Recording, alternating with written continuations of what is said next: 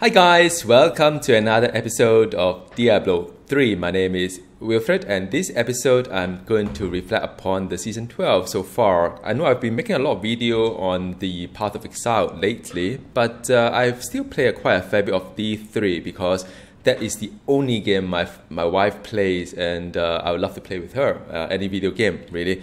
So that is also one of the reasons why I sort of like keep it at the back burner to further progress my season 12 and just talk a little bit about where I am in season 12 and compared to season 11, the experience so far. Now I've got the gameplay video in just a bit, and it's not for the faint-hearted one because I think my wife and I were doing some Greater Rift 75 for the, just for me to upgrade them to 65 for the season journey. But it's not for the faint-hearted because it's really pushing the limit of what we can do.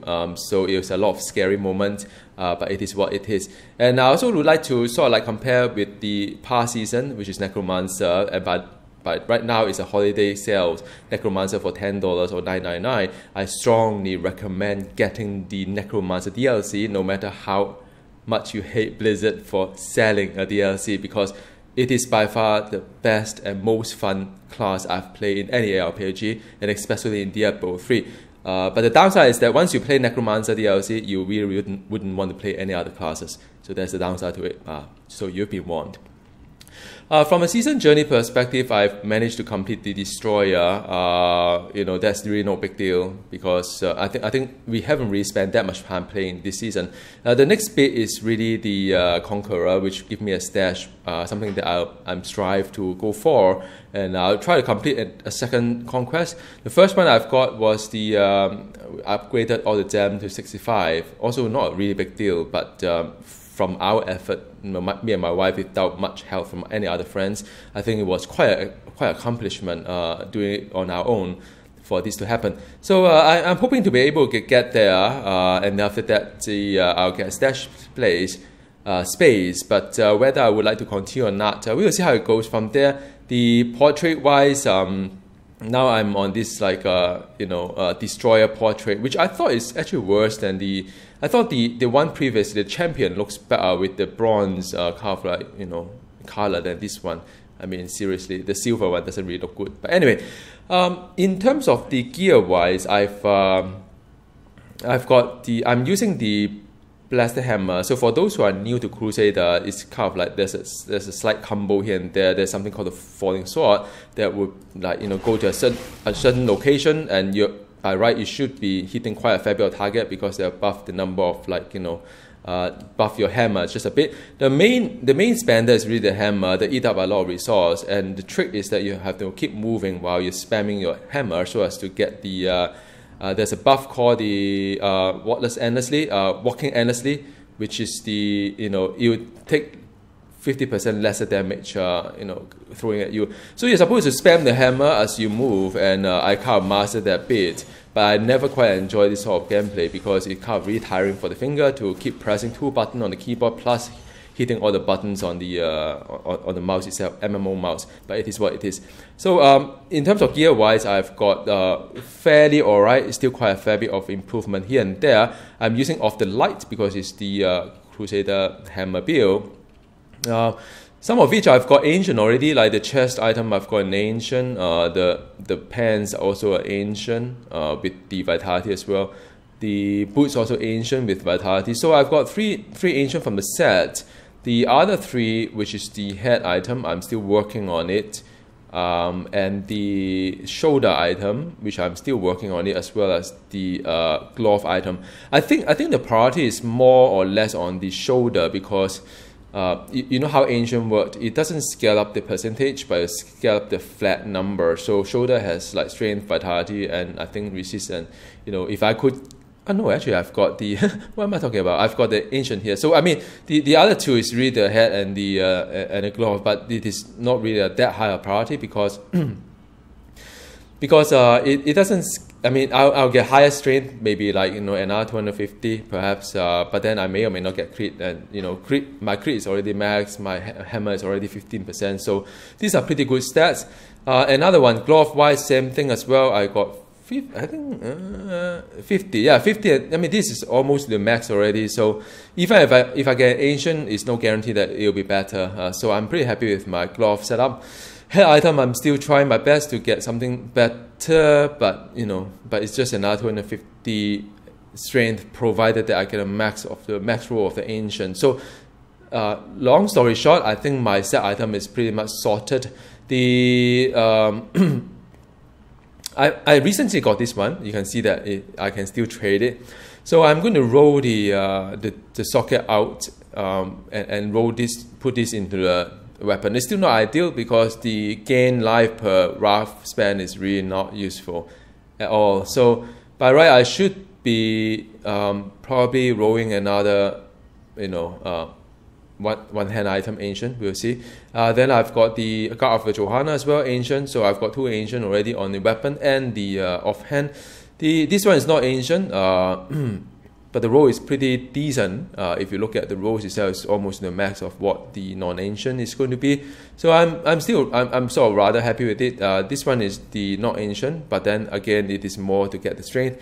I mean, I've got like 48% on the crit damage and 6% on the crit chance. Even if I get an ancient, I really don't think I would be so lucky to get the crit hit chance and crit hit damage, and both of them at the high, near max kind of thing. So I think I'm pretty sorted on this ring as well.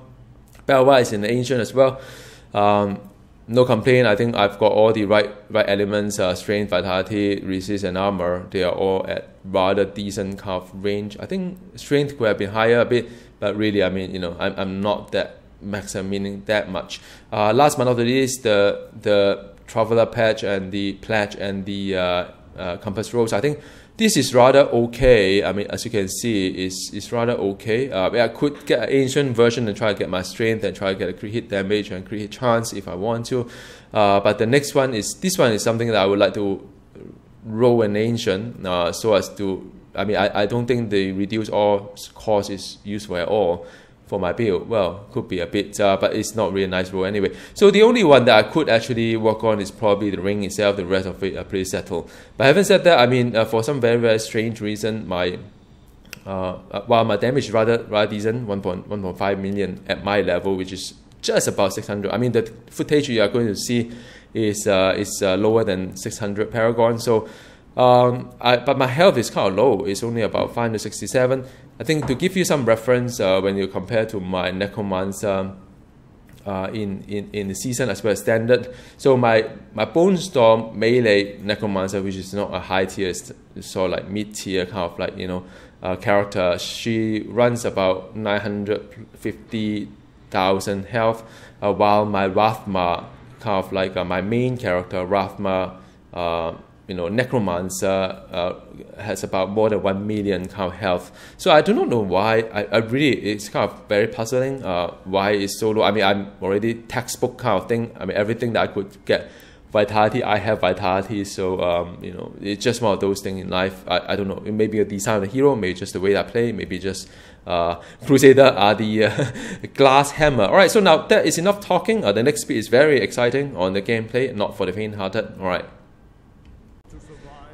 Alright, so this is the gameplay video of the Crusader. My wife is doing the Blaster Shield build. I'm using the Blaster Hammer build. So together, a bit of melee, a bit of range, and this is how it goes. Now our Paragon, my Paragon is still below 600 by the time I actually made this video.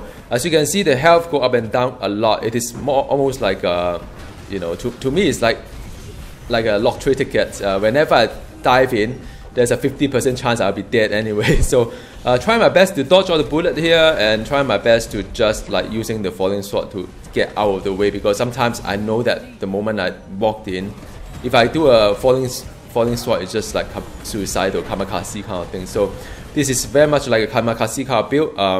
Both my wife and I think Blaster's Shield may be just a little bit more durable, but it's really nothing like what we have experienced back in the days of the Necromancer. So I'm also trying to abuse the whole kind of like system here, whereby with the passive I'm indestructible. So every now and then you see a little heart shape on the just above the hotbar, it means that I've triggered death in a sense, and that will give me a bubble that protect me for a couple of seconds before I sort of like take damage again. And I don't know why they position the Paragon there. It's just so hard. So that is one mechanic, which is the indestructible. Whenever I see the red heart, then I'll just like jump in and stuff like that. The another thing is there's another number 4 is the whatever champion that also give me a chance to get defeated, but I won't get defeated kind of thing. So that is another one that we do. So we pay attention to the 2 things that we have got and try our best to just stay alive, which is kind of impossible. So we used to do Greater Rift 70, and that is around. We do about 7 minutes. That's what we do. 70 is a nice place for us to farm Greater Rift if we want to farm Greater Rift.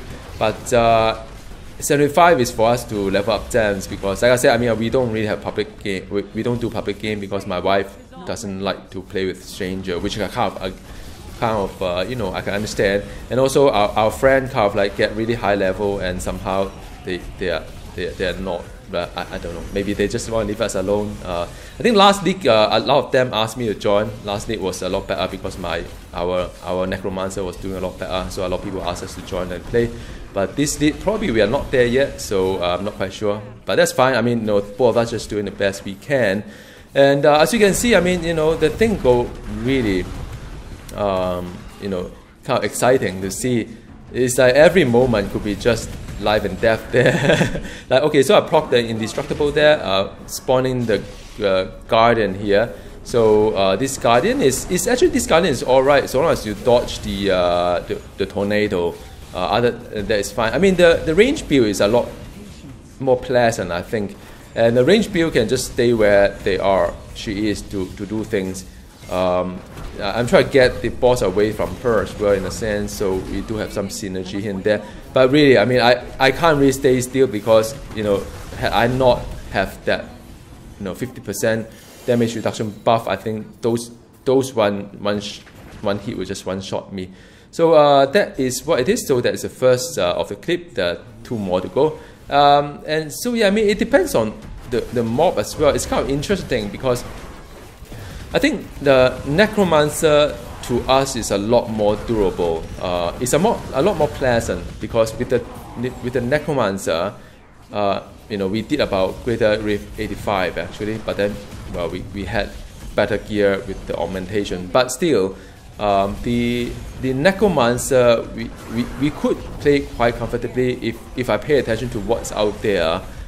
Most likely I would get a 4 gem upgrade at the end because I would be able to just kill off everything without getting defeated. So because once you get defeated, instead of 4 upgrade, you only get 3 upgrades. So the progress become extremely slow. I mean, can you imagine? I mean, if you do like 10 run, you got 40 chance of upgrading the gem versus now playing Crusader just like only 3 chance. So I mean, in the long run, probably no big deal. But just that because we have played Crusader, we have played the Necromancer. It's just so much more comfortable and pleasant to play as well. So yeah, I mean, that it is what it is. We do the best we can with the Crusader. I am thinking of switching to the Captain America build, which is what my wife is doing, but looking at her, it's still not a lot durable. It's not the Holy Grail, and it's not very durable. I think as a solo, if I use the Blessed Shield with the Unity Ring, bring my follower that do not die, I think it's alright. But yeah, it's just one of those things. And I love this fight, by the way. It's like a mini Diablo. There are 3 of them. I thought it was very innovative. It's kind of quite memorable. The good thing about not killing the boss so fast, like our Necromancer, Land of the Dead, is that we got to observe what the boss does and what each boss does as well, which I think was rather fun. I mean, looking at it. But of course, it's it's not really the most entertaining kind of like fight whereby you one shot the boss here and there.